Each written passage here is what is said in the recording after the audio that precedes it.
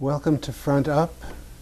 I'm Richard Miles, and here today with LeonreHildebrant from Harrington, poet and teacher of poetry. You live on Flat Bay, correct?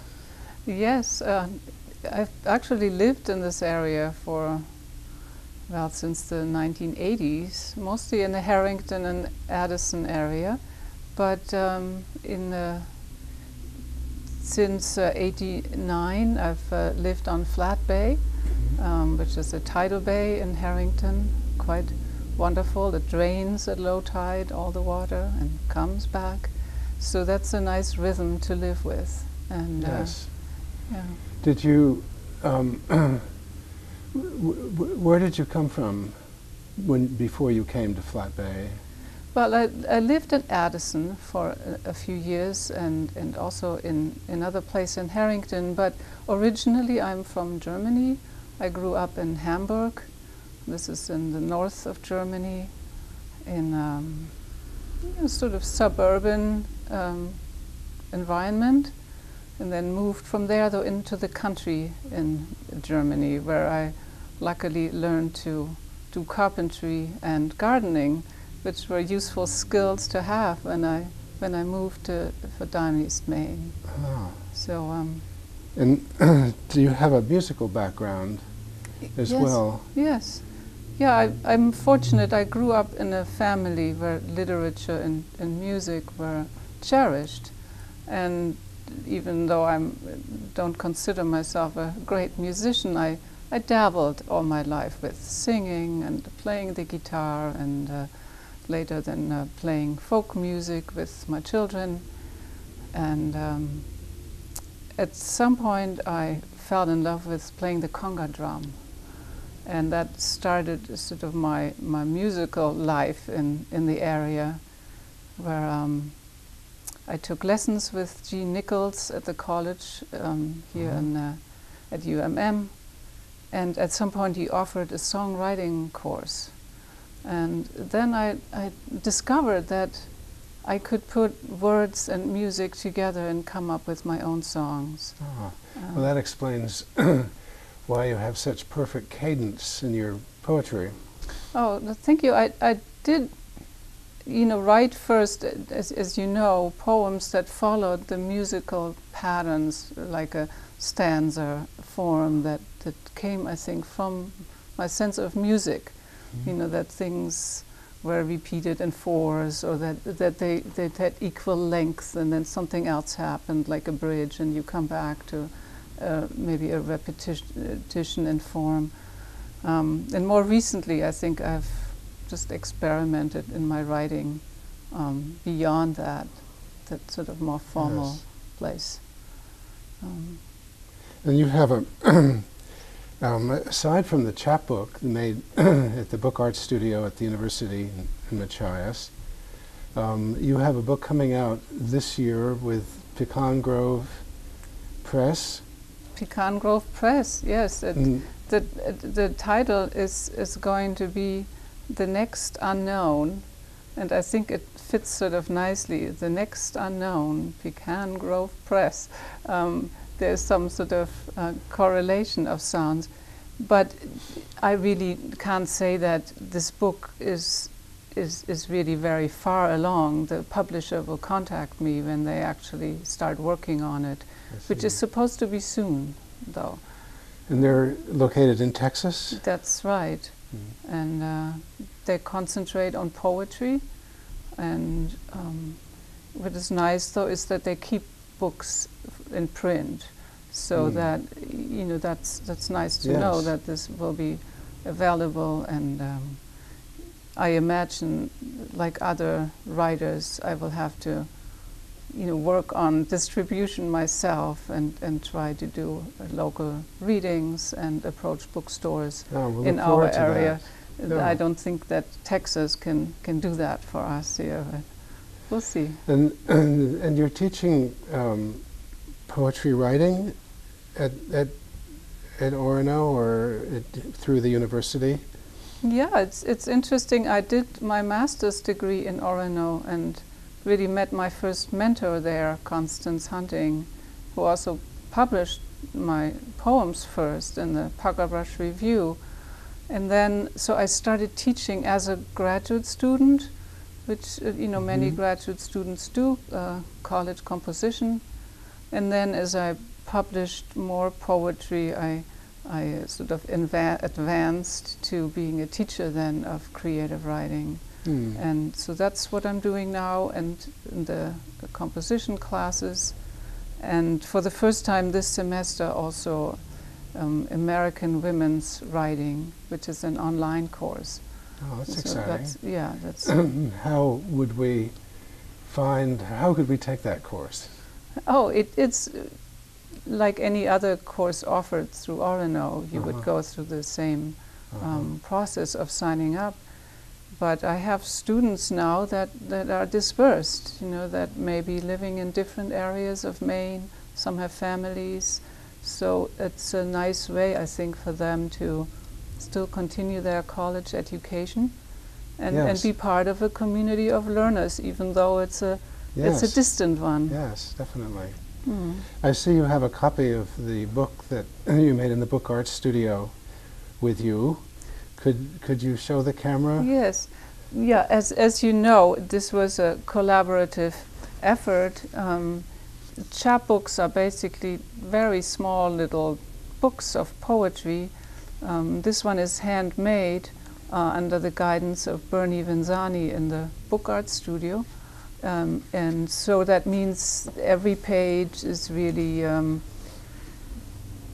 printed by itself individually, and then we glued in images which are from a painting by Susan Hammond, and chose our colors, and then eventually bound these books with the string and sewing them and knitting, knotting them together, and it has sort of a wraparound cover like this. So it's kind of a wonderful process to see your own poems emerge in something that feels and looks nice. Yeah. Yes, and to be able to make them. It's a marvelous resource, the Book Arts Studio here in Machias. Could you read us a poem or two? Sure. I brought one because it is so current. It was inspired by really a call for submissions from the Maine Crafts Association, in collaboration with the University of Southern Maine, was planning an exhibit of art and craft work from around the state. And so they also wanted a writing component and asked for poems. And this poem made it into the process and is actually now displayed as part of that exhibit, which just opened in the atrium at the college. And so it's kind of it's in Lewiston, Auburn. In Lewiston. Yes. And so it's writing on the wall, just really beautifully done among these art pieces. And of course the poems that are displayed there all deal somehow with arts and crafts. And well, maybe that's all I should say, and then you can find out what the craft is that this refers to. It is called Turning to Me. Turning to me, she calls it human, to contain and hold things round and curved. It takes a saw log, down-felled timber trunk, the burl's dark slub that marked a stem, a lathe for each year's swiveling ring she cuts and carves. Bark-creased roughage pivots on a solid core. Her fingers find the weight, base and lip and hollow, paring off parings, nub and rind. Among the ash tones, apple, cherry, elm, she calls it human, to work a smooth coarseness, sand it down, and lightly rub with oil. Marvelous. Thank you. That's beautiful. We have a mutual friend, I should say, Donna Cowson in Addison, Yes. who is turning bowls, and whom I was thinking of when I wrote this, of her, feeling her way into the wood. Yes. Yes. Yes. Oh, could you grace us with another? I brought one more that's part of that same project, which talks about the old art of working with wool and dyeing it. Many people are still practicing or rediscovering the plant dyes or natural dyes for wool. It turns out, though, that red is not a color that is offered by plants, really. And so what is used to get these bright red, brilliant colors are actually larvae, dried larvae from an insect. So this poem is kind of a meditation on that process. Dye stuff. Candid pigments swell a warmer light. She plays and strings more freely, gathers and arrays unbound skeins. Crushed and dried, the bodies yield a dazzling scarlet, cochineal. The scale insect, sourced from Mexico, who spends its life attached to one plant only by its mouth.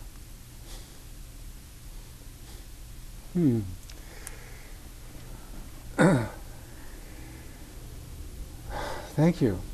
That was wonderful.